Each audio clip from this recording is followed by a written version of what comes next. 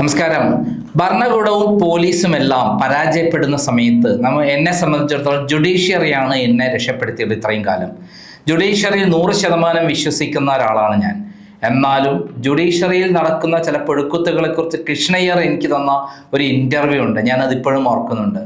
അത് ഇന്ത്യൻ ജുഡീഷ്യറിയിൽ പല ജഡ്ജിമാരും അഴിമതിക്കാരാണ്. അതിൻ്റെ ഞെട്ടിക്കുന്ന കാര്യങ്ങളാണ് ജസ്റ്റിസ് കൃഷ്ണയ്യർ എന്നോട് പറഞ്ഞിട്ടുള്ളത്. ഒരു ലക്കം ക്രൈമിൻ്റെ ഇംഗ്ലീഷ് പതിപ്പിൽ ഞാൻ 3 ജഡ്ജിമാരെ, സുപ്രീം കോടതി ചീഫ് ജസ്റ്റിസ്, തൊട്ടടുത്ത ചീഫ് ജസ്റ്റിസ് ആവുന്ന ആള്, അതിൻ്റെ അടുത്ത ചീഫ് ജസ്റ്റിസ് ആവുന്ന ആൾ, 3 പേരെ, ഗൊഗോയ്, രമണ തുടങ്ങി 3 പേരെ കുറിച്ച് കൃത്യമായി തെളിവുകൾ സഹിതം ഞാൻ ഒരു പ്രത്യേക ലക്കം തന്നെ ഇറക്കിയിരുന്നു. അതായത് ജുഡീഷ്യറിയിൽ അഴിമതി ഉണ്ടോ എന്ന് ചോദിച്ചാൽ അഴിമതിയുണ്ട്. അതിൻ്റെ അർത്ഥം എല്ലാവരും അഴിമതിക്കാരല്ല. 90% അല്ലെങ്കിൽ 95% വരുന്ന ജഡ്ജിമാർ അഴിമതിക്കാരല്ല. അതുകൊണ്ട് തന്നെ നമ്മൾ ജുഡീഷ്യറി പരിപാവനമാണ്. അത് നമ്മുടെ ജനാധിപത്യത്തിൻ്റെ ഏറ്റവും അന്തസ്സത്ത കാത്തു സൂക്ഷിക്കുന്ന ജുഡീഷ്യറികളാണ്. ജുഡീഷ്യറി ഉള്ളത് കൊണ്ടാണ് എന്നെപ്പോലുള്ള പോരാട്ടം നടത്തുന്ന ആളുകൾക്കെല്ലാം പരിരക്ഷ കിട്ടുന്നത്. അതുകൊണ്ട് ഞാൻ ജുഡീഷ്യറി 100% വിശ്വസിക്കുകയാണ്. എന്നിരുന്നാലും ഒറ്റപ്പെട്ട സംഭവമുണ്ട്. എൻ്റെ കോഴിക്കോട് ബേബി മെമ്മോറിയൽ കേസിൽ, വിർക്ക മാണിബ കേസിൽ കൃത്യമായ തെളിവുണ്ടായിട്ടും കൃത്യമായ രേഖകളുണ്ടായിട്ടും ആ ജഡ്ജ് എനിക്ക് എതിരെ വിധിച്ചു. 25 ലക്ഷം രൂപ എതിരായി വിധിച്ചു, കിഡ്നി റാക്കറ്റ് കേസ്. എന്നാൽ അദ്ദേഹം 1 കോടി രൂപ, ജഡ്ജ് 1 കോടി രൂപ വാങ്ങി എന്ന് പറയുന്ന ഒരു സ്ഫുലിംഗം പത്രത്തിൽ വാർത്ത വന്നു. അതിനെതിരെ അദ്ദേഹം ഒരു നടപടിയും എടുത്തില്ല. കൃത്യമായി നോക്കിക്കഴിഞ്ഞാൽ ആ കേസ് ഒരു കാരണവശാലും തെളിവുകൾ കൊണ്ട് തന്നെ തള്ളേണ്ടതാണ്, എനിക്ക് അനുകൂലമായി വിധി വരേണ്ടതാണ്. ഇത് ഞാൻ തെറ്റ് ചെയ്താൽ തെറ്റ് ചെയ്തു എന്ന് ചിന്തിക്കുന്ന ഒരാളാണ് ഞാൻ. ഇപ്പോഴിതാ സുപ്രീം കോടതി ഒരു സുപ്രധാനമായ ഒരു കേസ് എടുത്തിരിക്കുകയാണ്. NCERTയുടെ 8ാം ക്ലാസ്സിലെ പാഠപുസ്തകത്തിൽ വന്ന കോടതിയിലെ അഴിമതികളെക്കുറിച്ചുള്ള ഭാഗത്തിനെതിരെ സ്യൂമോട്ടോ കേസ് എടുത്തിരിക്കുകയാണ്. ഇതിനെക്കുറിച്ച് വളരെ വിശദമായി പഠിച്ച് പ്രശസ്ത പത്രപ്രവർത്തകനായ J. രാജശേഖരൻ നായർ പറയുന്ന ഭാഗങ്ങൾ വളരെ പ്രസക്തിയുള്ളതാണ്. പല പ്രമുഖരായ ജുഡീഷ്യൽ ഓഫീസേഴ്സ്, ജഡ്ജിമാർ നടത്തിയ അഴിമതികളെ കുറിച്ചുള്ള ഞെട്ടിക്കുന്ന വസ്തുതകളാണ് ഇതിലുള്ളത്. അദ്ദേഹം പറയുന്നത് ജുഡീഷ്യറി കൃത്യമായി ഇങ്ങനെ ഒരു ആർട്ടിക്കിൾ വന്നാൽ ഇതിനെതിരെ ഒരു അന്വേഷണത്തിന് പ്രഖ്യാപിക്കുകയാണ് വേണ്ടത്, അല്ലാതെ കേസ് എടുക്കുകയല്ല വേണ്ടത് എന്നാണ് അദ്ദേഹത്തിൻ്റെ അഭിപ്രായം പറയുന്നത്. ആ അഭിപ്രായം, അദ്ദേഹം പറയുന്ന കാര്യങ്ങൾ വളരെ സ്ഫോടനകരമായ കാര്യങ്ങൾ, പല സ്ഥലങ്ങളിലും നടന്നിട്ടുള്ള അഴിമതികൾ, പല ജഡ്ജിമാർ നടത്തിയിട്ടുള്ള അഴിമതികൾ വളരെ വിശദമായി പറയുന്നു. കാരണം ജുഡീഷ്യറിയിലും പുഴുക്കത്തുണ്ട് എന്ന് തന്നെയാണ് അദ്ദേഹം കൃത്യമായി പറയുന്നത്. ഞെട്ടിക്കുന്ന അദ്ദേഹത്തിൻ്റെ വെളിപ്പെടുത്തൽ നമുക്ക് കേൾക്കാം. അദ്ദേഹമായി ഇന്ന് ഞാൻ സംസാരിച്ചുള്ള ഫോൺ ടോക്കാണ് ഇപ്പോൾ പുറത്തുവിടുന്നത്. അതിൻ്റെ അർത്ഥം ജുഡീഷ്യറി അഴിമതിയിൽ നിറഞ്ഞു നിൽക്കുന്ന എന്നല്ല. ജുഡീഷ്യറി പരിപാവനമാണ്. അത് നമ്മൾ കാത്തു സൂക്ഷിക്കേണ്ടതാണ്. അതിൽ 100% വിശ്വാസം ഉണ്ടാവണം. ആ വിശ്വാസം 100% പുലർത്തുന്ന ഒരാളാണ് ഞാൻ. എന്നാൽ ഒറ്റപ്പെട്ട് ഇത്ര അഴിമതി നടത്തുന്ന ആൾക്കാരെ കൃത്യമായി ചൂണ്ടിക്കാണിക്കേണ്ടത് നമ്മളുടെ ഡ്യൂട്ടിയാണ്. കാരണം ഒരാൾ പോലും ജുഡീഷ്യറിയിൽ ഉണ്ടാകാൻ പാടില്ല എന്നുള്ളതാണ് ക്രൈമിൻ്റെ താല്പര്യം. ആ അർത്ഥത്തിലാണ് ശ്രീ പ്രശസ്തനായ പത്രപ്രവർത്തകൻ രാജശേഖരൻ നായരുടെ ഈ അഭിമുഖം, ഫോൺ സംഭാഷണം വഴിയുള്ള എടുത്ത അഭിമുഖം പുറത്തുവിടുന്നത്. നമസ്കാരം.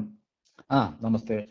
ഈ അടുത്ത കാലത്ത് ഏറ്റവും വിവാദമുണ്ടായ ഒരു സംഭവമാണ് NCERTയിലെ 8ാം ക്ലാസ്സിലെ സോഷ്യൽ സയൻസിൽ the role of judiciary in our society എന്ന സിലബസിൽ ജുഡീഷ്യറിയിലെ അഴിമതിയെക്കുറിച്ചും അവിടെ നടക്കുന്ന കെടുങ്കാര്യസ്ഥതയെക്കുറിച്ചും വിവരിക്കുന്ന ഭാഗം.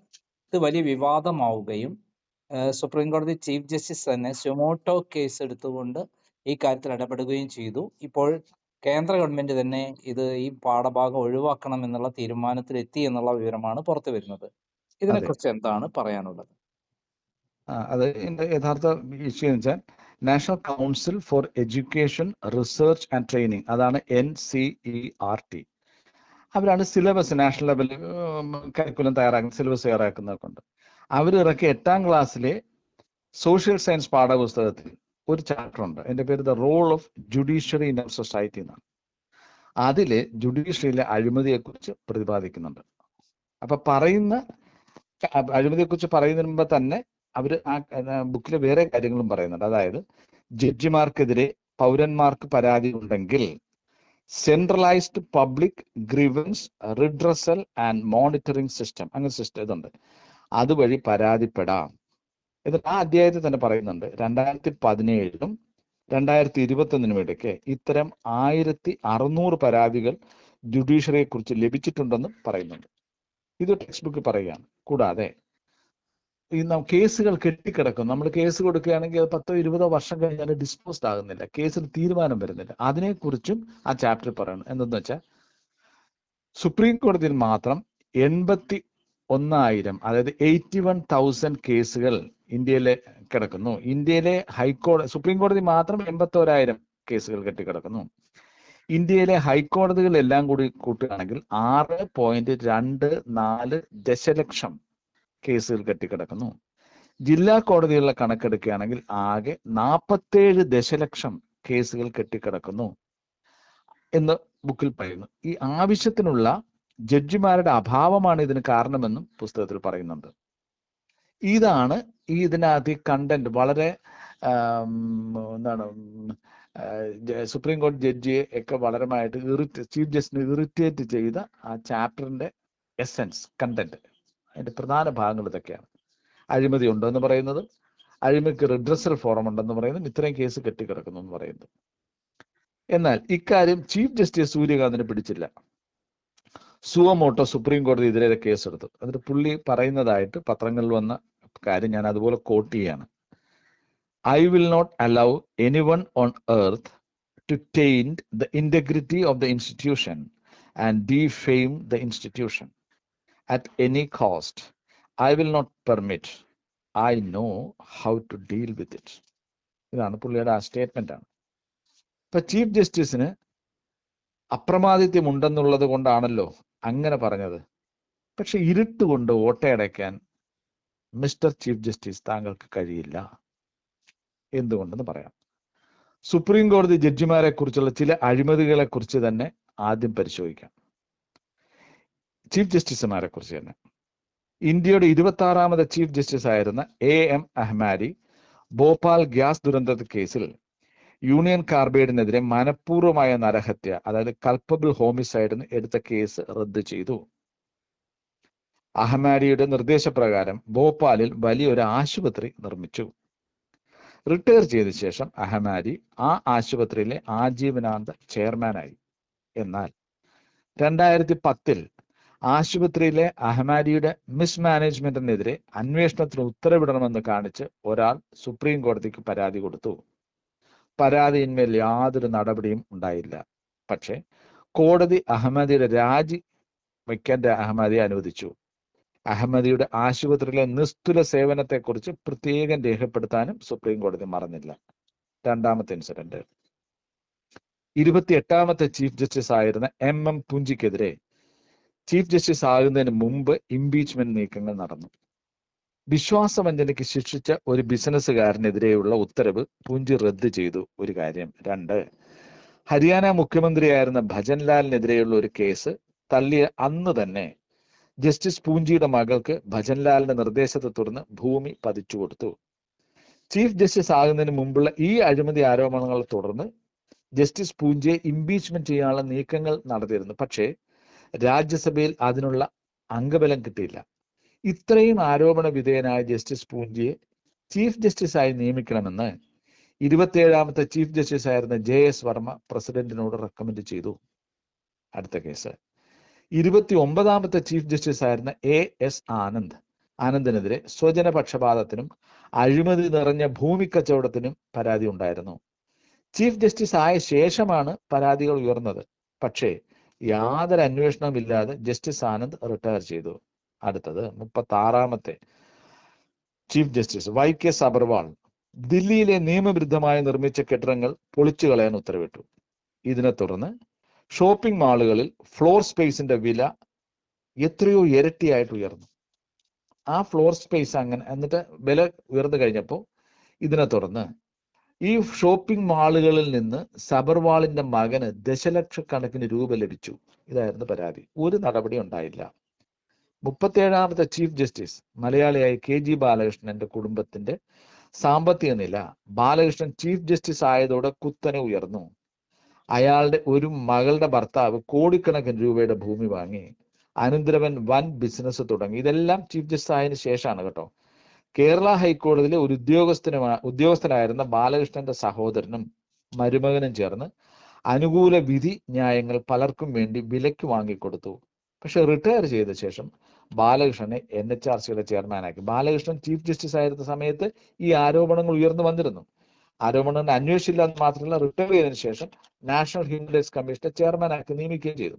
ഇനി 2009 ടെഹൽക്കയ്ക്ക് കൊടുത്ത ഇന്റർവ്യൂവിൽ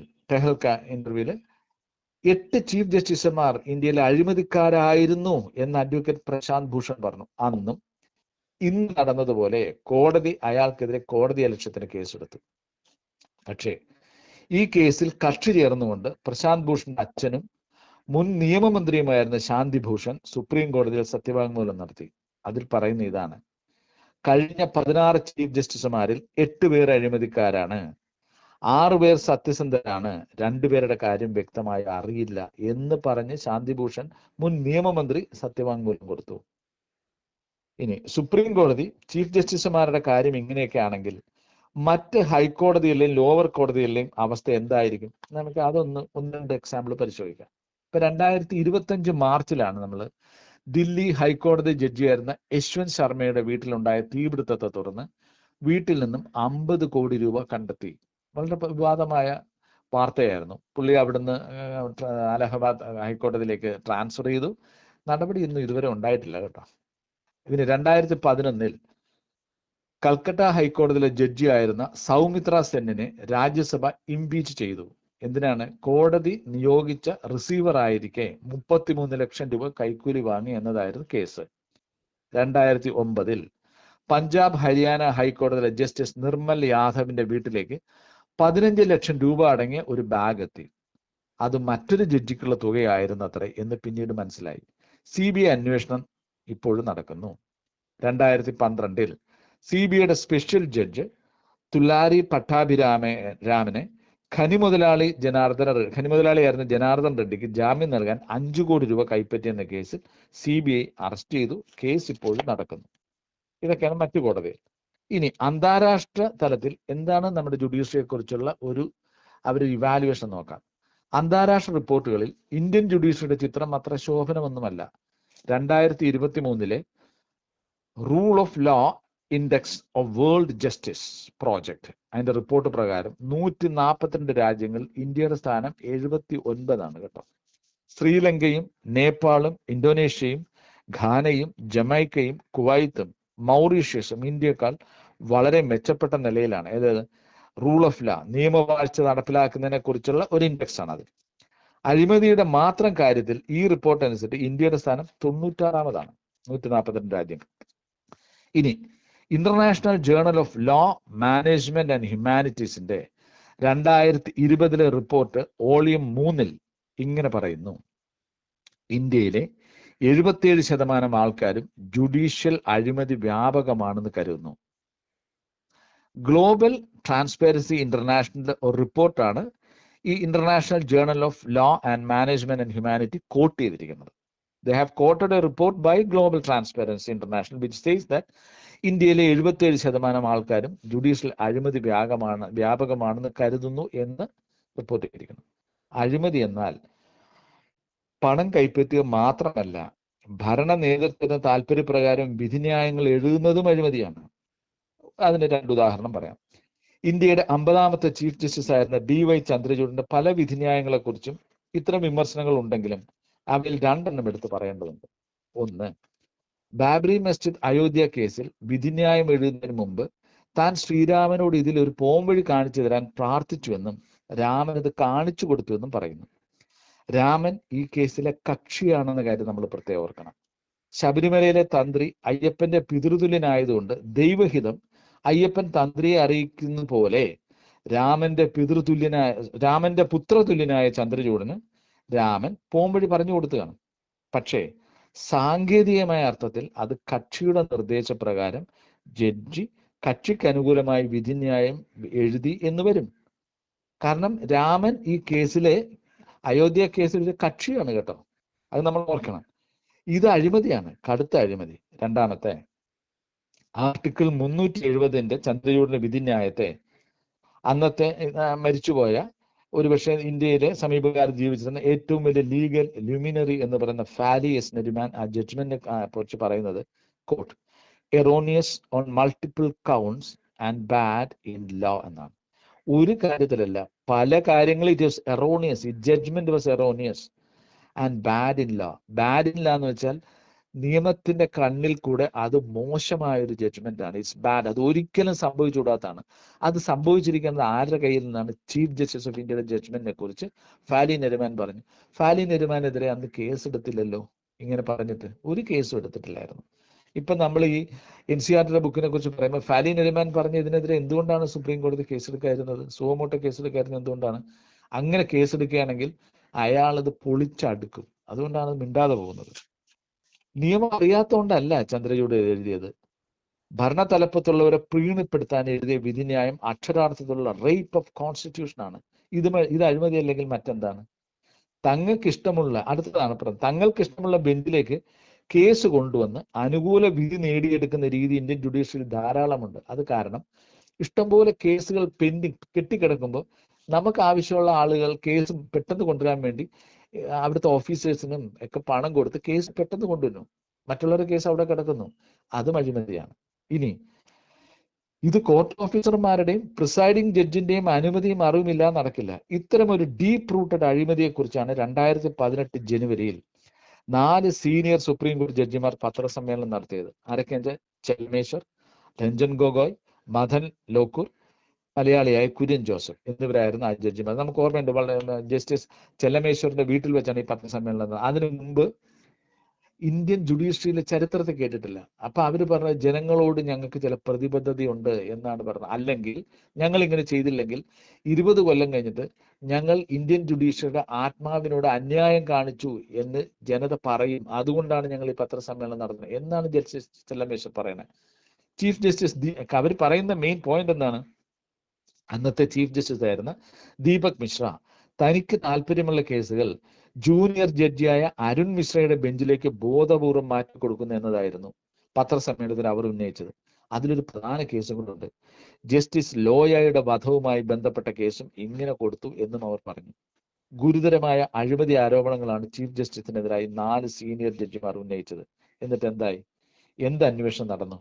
അന്വേഷണം നടന്നെങ്കിൽ ആ റിപ്പോർട്ട് പൊതുജനം കാണണ്ടേ? പൊതുജന സേവകർ അഴിമതി നടത്തിയെങ്കിൽ അക്കാര്യം അറിയാൻ അവരുടെ യഥാർത്ഥ യജമാനന്മാരായ വി ദ പീപ്പിളിന് അവകാശമില്ലേ?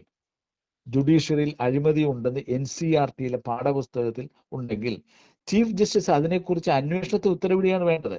അല്ലാതെ അഴിമതി ഉണ്ടെന്ന് പറയുന്നവർക്കെതിരെ വാളോങ്ങിയല്ല വേണ്ടത്. അങ്ങനെ വാളോങ്ങി നിൽക്കുമ്പോൾ ഇന്ത്യയുടെ ചീഫ് ജസ്റ്റിസിന് ലാത്തി ഓങ്ങി നിൽക്കുന്ന ഒരു പോലീസ് കോൺസ്റ്റബിളിന്റെ നിലവാരത്തിലേക്ക് താഴ്ന്നു പോകുന്നു. അത് അധികാരത്തിന്റെ അഴിമതിയാണ്. ഈ സമയത്ത് ഒരു ഫേമസ് സ്റ്റേറ്റ്മെന്റ് ഓർത്തു പോകുന്നു. 1887 ബ്രിട്ടീഷ് ഹിസ്റ്റോറിയൻ ലോർഡ് ആക്ടൺ അമിതാധികാരത്തിന്റെ ദുരന്തത്തെക്കുറിച്ച് ഇങ്ങനെ എഴുതി: power tends to corrupt, and absolute power corrupts absolutely. 139 വർഷത്തിന് ശേഷവും ആ സ്റ്റേറ്റ്മെന്റ് വലിയ പ്രസക്തിയുണ്ട്. ഈ ചീഫ് ജസ്റ്റിസിന്റെ ഈ നടപടിയും ജുഡീഷ്യൽ അഴിമതി ഉണ്ട് എന്ന് പാഠപുസ്തകം വരുമ്പോൾ അഴിമതിയെക്കുറിച്ച് ചർച്ച ചെയ്യാനോ അതുപോലും തയ്യാറാകാതെ അത് എഴുതിയവർക്കെതിരെ നടപടിയെടുക്കുന്നു, അത് പിൻവലിക്കുന്നു, ഗവൺമെന്റ് ഇടപെട്ട് എന്തൊരു എന്തൊരു എന്തൊരു എന്തൊരു ബനാന റിപ്പബ്ലിക്കാണ്. എന്താണ് ഇറ്റ്സ് ലെസർ തന്നെ ബനാന റിപ്പബ്ലിക്. എന്തിനാണ് നമ്മൾ നടക്കണമെന്ന്? നമ്മുടെ ജഡ്ജിമാർക്ക് അഴിമതി നടത്താമെങ്കിൽ അത് പറഞ്ഞൂടെ? ആരാണ് ഇവരൊക്കെ?